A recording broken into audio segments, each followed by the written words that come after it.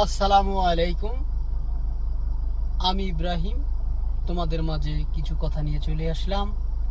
আশা করি তোমরা সকলেই ভালো আছো। আমার কিছু মূল্যবান কথা তোমাদের সাথে শেয়ার করব। আশা করি তোমরা সকলেই উপভোগ করবা। আসলেও বলার মতন কিছু নেই, আমি একটি ক্ষুদ্র মানুষ। হ্যাঁ, তোমরা যারা ফ্যামিলির আশা এবং ভরসা, তাদেরকে নিয়েই আমার কথা বলা। যারা তোমরা এদিক সেদিক ঘুরে বেড়াচ্ছ, সময় নষ্ট করতেছো, ভাইয়া, যে সময়টা তোমার জীবন থেকে চলে যাবে এই সময়টা কখনো আর আসবে না। তুমি সাহস করতে পারতেছো না যে আমার দিয়ে এইটা হবে না, ওইটা হবে না।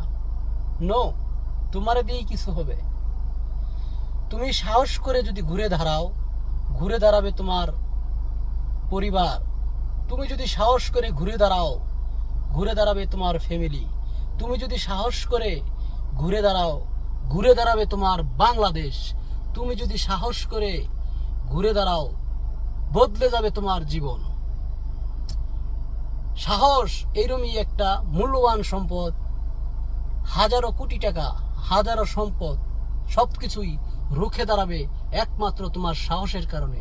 যাই হোক, আমার কথা যদি তোমার ভালো লেগে থাকে অবশ্যই কমেন্ট করে জানিবে। কেমন? আশা করি তোমরা সকলে ভালো থাকবে। ধন্যবাদ সবাইকে। আল্লাহ হাফেজ।